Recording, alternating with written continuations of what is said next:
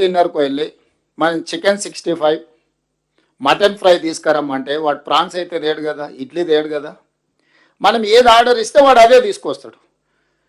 వ్యాప్కోస్ అనే సంస్థ doctor YS Rajasekhara Reddy గారు కాంగ్రెస్ పార్టీ అధికారంలో ఉన్నప్పుడు ప్రాణహిత చేవెళ్ళ ప్రాజెక్టుకి డీటెయిల్ ప్రాజెక్ట్ రిపోర్టు వ్యాప్కోస్కే ఇచ్చారు.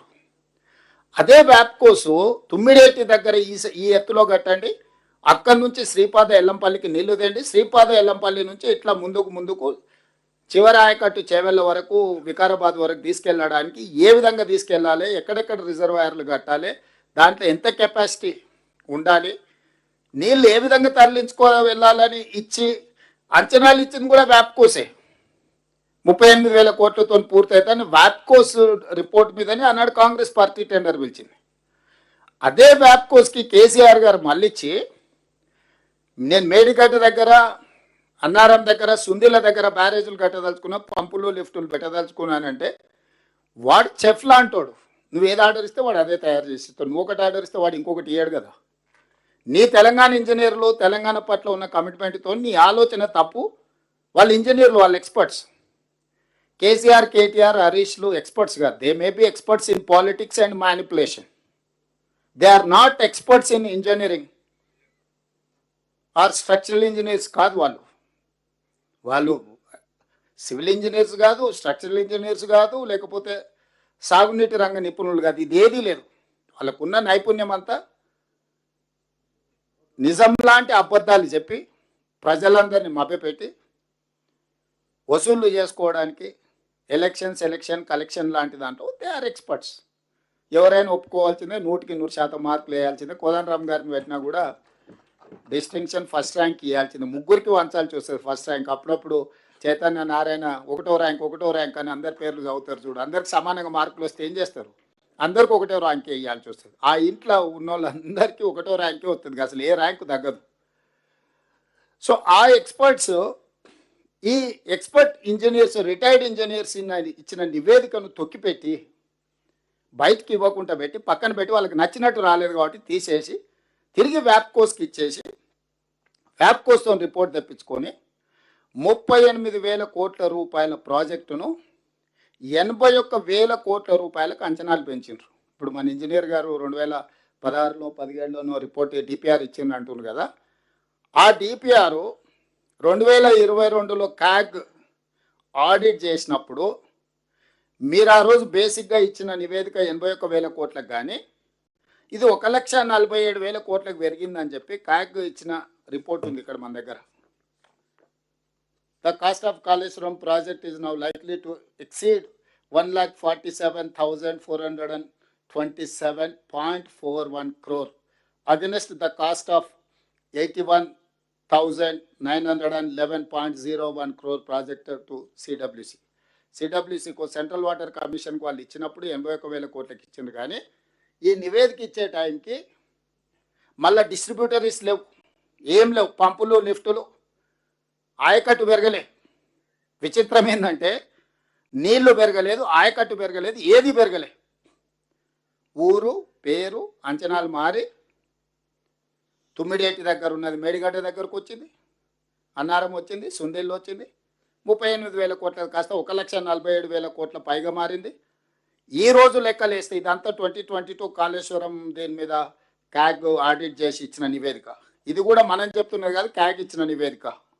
సో ఇట్లా పెంచి పోని ఇంత తిన్నా నాణ్య డిజైన్లో, ప్లానింగ్లో, డిజైన్లో, కన్స్ట్రక్షన్లో, ఆపరేషన్ అండ్ మెయింటెనెన్స్లో నాణ్యత పాటించి ఉంటే ఈరోజు మనం చర్చించుకునే పరిస్థితి కూడా రాకపోతుండే. లోపభూయిష్టంగా ప్లానింగ్, అసలు డిజైన్లో దాని టెక్నికాలిటీ లేకపోవడం. ఎందుకంటే చాలా సందర్భాలలో కేసీఆర్ గారు స్వయంగా చెప్పారు, నా మెదడు రంగరించి అందులోకి వెళ్ళి 80,000 పుస్తకాలు చదివి ఈ మొత్తం డిజైన్లు చేసిన నేను, ఇది నా బ్రెయిన్ చైల్డ్ అని చెప్పి అఫీషియల్లీ కేసీఆర్ గారు క్లెయిమ్ చేసుకున్నారు. అంటే ఏ ఇంజనీర్కి కూడా ఈ ఇంజనీర్లు డిజైన్ చేసిందని గుర్తింపు కూడా ఉండాల్సిన అవసరం లేదన్నట్టుగా కేసీఆర్ గారు స్వయంగా మాట్లాడినట్టునే మీరు అందరు కూడా విన్నారు.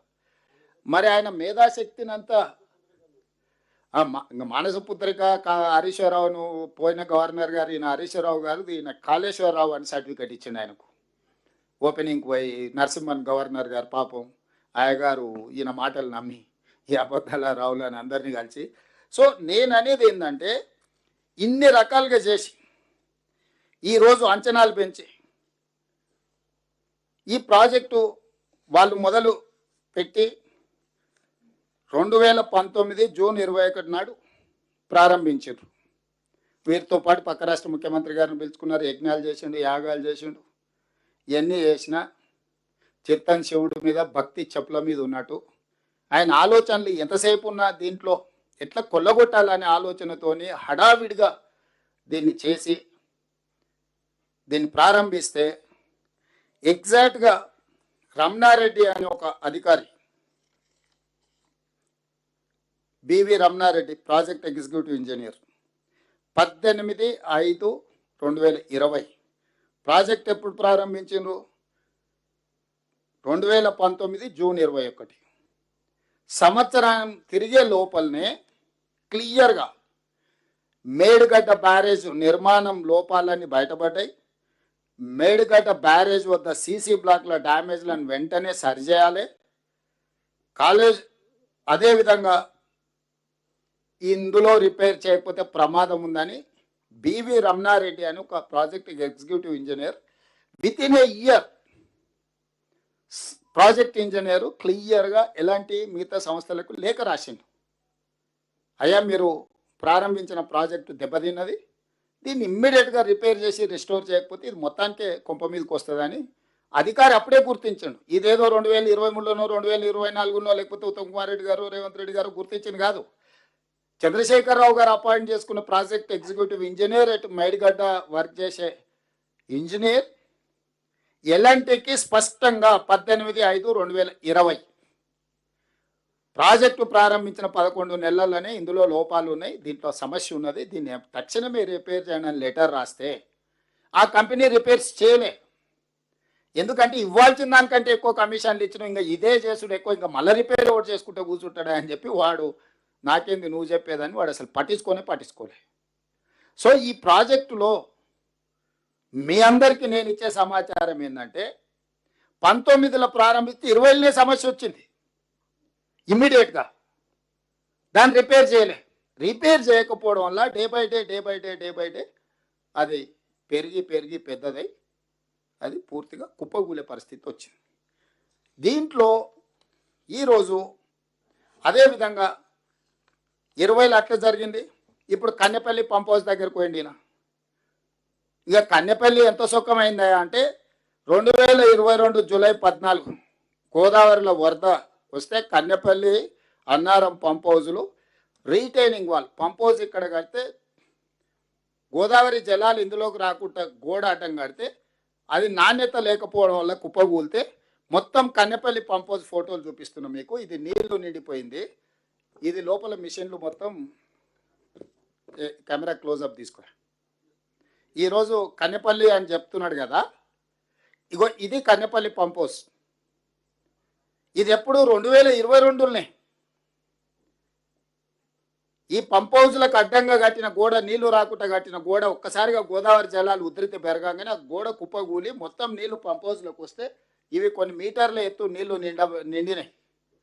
ఇది మొత్తం పంపులు లిఫ్టులు మోటార్ల పరిస్థితి ఇది మీకు చూపిస్తే మంచిది. సో ఇప్పుడు దీంట్లో ఉన్న పరిస్థితి ఇది. కాబట్టి ఒకవేళ మీకు చూపిస్తే అంటే నేనేమంటున్నానంటే ఇది ఒక్కరోజు ఒక్కటేసారి వచ్చిన సమస్య కాదు. 20లో బ్యారేజ్ల దగ్గర సమస్య వచ్చింది, 22లో పంప్ హౌస్ల దగ్గర సమస్య వచ్చింది, 23 వరకు పట్టించుకోకపోవడం వల్ల 2023 అక్టోబర్ 21న 4 ఏళ్ళకి అంటే కట్టి మొత్తంలో 7వ బ్లాక్ దగ్గర ఉండే పిల్లర్స్ 19, 20, 21 6 పిల్లర్స్ కూలిపోయినాయి. కూలడానికి కారణం ఏంటంటే నేను ఊరు భాషలో చెప్తా. మనం ఇల్లు కట్టేటప్పుడు ఊర్లో ఉండే మేస్త్రి కూడా బునాది దొవుతాడు, బునాది గట్టివాడే వరకు గుంత దొవుతాడు. ఒకసారి లూజ్ మట్టి ఉంటే బునాది 10 ఫీట్లకు పోతుంది. కింద హార్డ్ రాక్ వచ్చి ఏదన్నా వస్తే మనం 3 ఫీట్లో 4 ఫీట్లో బునియాది తవ్వి దాన్ని ఒక బేస్ చేసి దాని నుంచి పిల్లర్లు లేపుతాం. మనం ఎన్ని ఫ్లోర్లు ఎత్తుపోదలుచుకుంటాం దాని లెక్క బట్టి భూమిలో బునియాది చేస్తాం. ఇక్కడ మేడిగడ్డ కానీ అన్నారంలో కానీ సుందిళ్లలో కానీ ఎక్కడైతే బ్యారేజీలు కట్టాలనుకున్నారో భూమిలో పరీక్షలు చేయలేదు. సరార్దర్ కాటన్ అప్పుడు అక్కడ బ్యారేజ్ కట్టినప్పుడే ఆయన ఇక్కడి వరకు చేసి ఇచ్చంపల్లి వరకు సర్వే చేసి ఇచ్చంపల్లి దగ్గర కడితేనే ఉంటుంది. ఇక్కడ ఎక్కడ కూడా ఈ భూమి బ్యారేజీలు కట్టడానికి ఇది సరైన ప్రాంతం కాదు అని చెప్పి సరార్దర్ కాటన్ ఆ రోజుల్లో నివేదిక ఇచ్చిండు. ఇచ్చంపల్లి వరకు అక్కడి నుంచి చేసుకుంటూ వచ్చి. సో సాంకేతిక నైపుణ్యం లేని రోజుల్లోనే సరార్దర్ కాటన్ అనేవాడు ఈ ఏరియాలలో ఎక్కడ కట్టినా నిలబడదు, అక్కడ ఉండే అంటే వాటర్ వెలాసిటీ స్పీడ్ కావచ్చు, ఉధృతి ఎక్కువ ఉన్న దగ్గర నువ్వు అడ్డం కడితే అది వచ్చే స్పీడ్కి నువ్వు కట్టే స్ట్రక్చర్స్ తట్టుకోవడం కూడా కష్టం. కొన్నిసార్లు భూమి లూజ్ సాయిల్ ఉంటుంది, ఊర్లో సౌటపొలం అంటాం, లూజ్ సాయిల్ ఉంటుంది ఇల్లు కట్టుకునేటప్పుడు. ఆ లూజ్ సాయిల్లో మనం కట్టాలనుకుంటే ఎక్కువ లోపడిపోతాం. లేదనంటే కింద దాన్ని తట్టుకునేటట్టు మొత్తం కింద బేస్ తయారు చేసి దాని మీద నుంచి పిల్లర్ లేపుతాం. సో ఇక్కడ కేసీఆర్ హడావిడి, ఆయనకు అర్జెంటుగా 1000 కోట్లు కావాలి, 2-3 ఏళ్ళనే దీన్ని మొత్తం చేయాలి, 2-3 వేలలోనే 1000 కోట్లు సంపాదించుకోవాలని తోటి ఆయన బునియాదిలో ఉన్న భూమి యొక్క పటిష్టతను అసలు లెక్క చేయలే. అదే చెప్పిండ్రు ఎక్స్పర్ట్స్. ఈయన ఏం చేసిండు, కొంత లోపలికి పోయిండు, ఇంకా కింద ఇసుకనే ఉంది, ఇక్కడికే ఆపేసి ఇక్కడ నుంచి నిర్మించిండు, అన్ని కట్టేసిండు. ఓదానికోటి లింక్ ఉన్నది కాబట్టి కొంతకాలం ఇట్లా ఆగింది. ఆగిన తర్వాత ఈరోజు మీకు మేడిగడ్డ దగ్గర ఉన్న రిజర్వాయర్ కెపాసిటీ 16 టీఎంసీలు, ఆ తర్వాత అన్నారం 10 టీఎంసీలు, ఆ పైన 8 టీఎంసీలు దాని హయ్యెస్ట్ కెపాసిటీ.